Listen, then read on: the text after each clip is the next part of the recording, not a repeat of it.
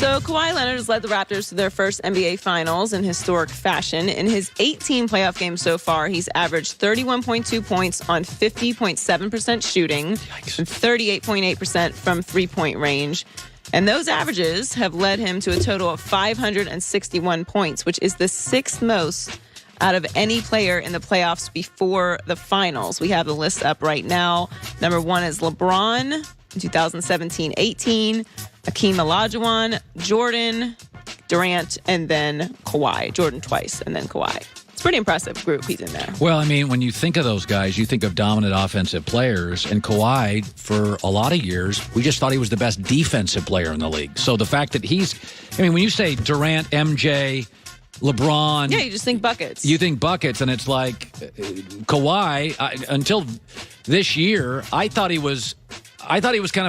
what made him a top 5 player was his defense. Well, to me, before this year, I always thought of Kawhi as obviously a great defensive player, but also just a very clutch player, a very reliable, solid, sturdy player, like a player that you know can make a big shot, but you don't necessarily think is going to go out there and maybe get you volume shooting the way that all those guys do that you just mentioned.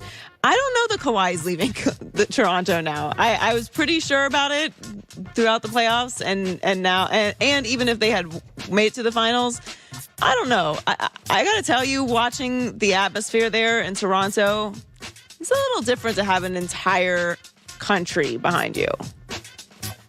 I mean, he's got the whole What do you country. make of this? What do you make of that video this weekend with his sister and somebody in the background yells, "We all know he's going anyway"? What do you make of that? I don't know. I mean, he doesn't talk to a lot of people, so his sister would know, right? Like his uncle runs his manager. His uncle is very involved in what he does, yes. I don't think anybody has made any decisions. I don't think Kawhi has made a decision. I don't think Durant's made a decision. I think this is all of us just talking and creating these scenarios and looking for breadcrumbs.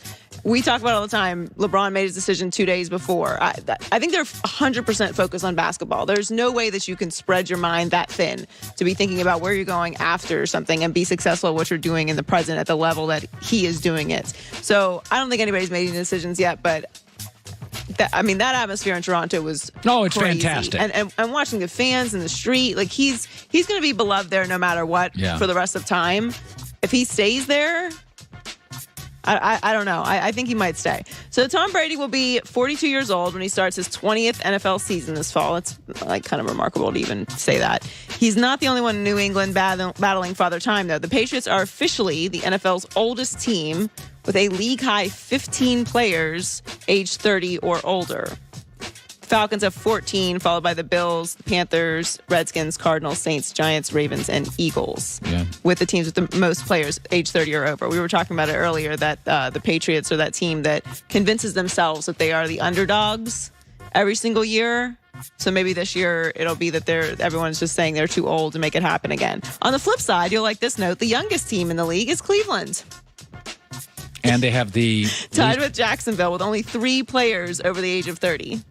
You know, Cleveland is the over-under on Cleveland is 9. They are, I think, at least tied as a front runner to get Gerald McCoy, the really good guy, the defensive tackle. The Tampa didn't want to pay. If they get him, and you look at their defensive line, Lord, it's good. Cleveland's young. Yeah, they're young. They have a coach with no experience as a head coach.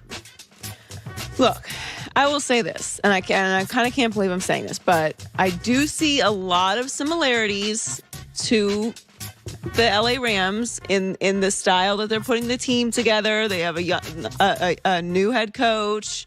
Sean McVay was young. Obviously, I know they're not the exact same because Sean McVay's personality is very opposite of what's going on in Cleveland, but I just think if they can establish a culture, I know there's a lot of noise and there's a lot going on, but if they can establish a culture there in Cleveland, they can do something special.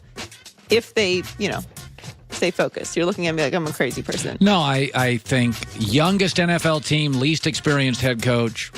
Look, I think their expectations for this year, realistic expectations for this year to be a successful season is to make the playoffs. That'd be great. That'd be great. To me, that is a great success. Now, and I think that they will be battling to the last week for that. Right. And I'm a hater for saying that. No, you're not. It's realistic. We're not erasing everything that the Cleveland Browns have been. I just think that is your goal should always be Super Bowl. I have no problem with your goal being to win a Super Bowl. It should always be to win a Super Bowl. But I think success for them this year will be making the playoffs. Is that they're battling a lot. So the Lakers have been mentioned in trade rumors many times over the last few months, especially when it comes to Anthony Davis. And one player that's been assumed to be involved in any Lakers trade at this point is Lonzo Ball. His injury history and there's been some concerns about his trade value. However, one NBA source tells NBC Sports that people just don't grasp how good he is. Now, the interesting thing about Lonzo, to me, especially going into this offseason, is his relationship with LeBron. Yeah. He was on the shop with him, and it appears that LeBron has taken a liking to Lonzo, which I think is a good thing. And they seem to be playing well. They were playing well together. His issue is injuries. His issue is only injuries. To me, Lonzo is invaluable when he's on the court. He's everything we expected him to be. People put way too much expectation on the amount of scoring that he was going to do.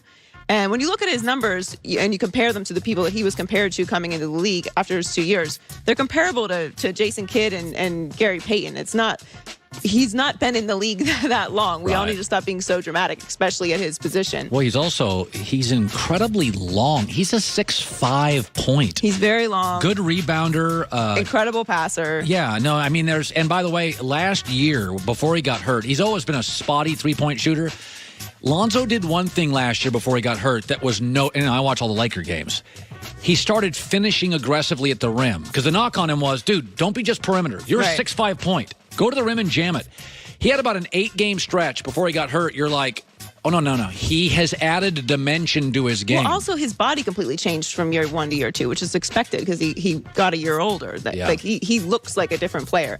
But I will say, though, if that trade does end up happening, which I have very, very slim chances of it happening to the Pelicans, it would be fun along Zion.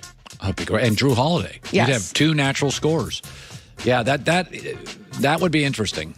I don't think it's going to happen, but it would be interesting. Joy with the news. Well, that's the news. And thanks for stopping by. The HERDLINE News. Always considered the Warriors in a group of 6 teams as maybe the second best ever behind Jordan's Bulls. I now think if they win this year, Jordan's Bulls and the Warriors are absolutely the 2 greatest teams ever, and they've separated. I'll explain why. Plus, a man who covers these Clippers regularly. The Kawhi rumors next in L.A. Memorial Day, it's The Herd.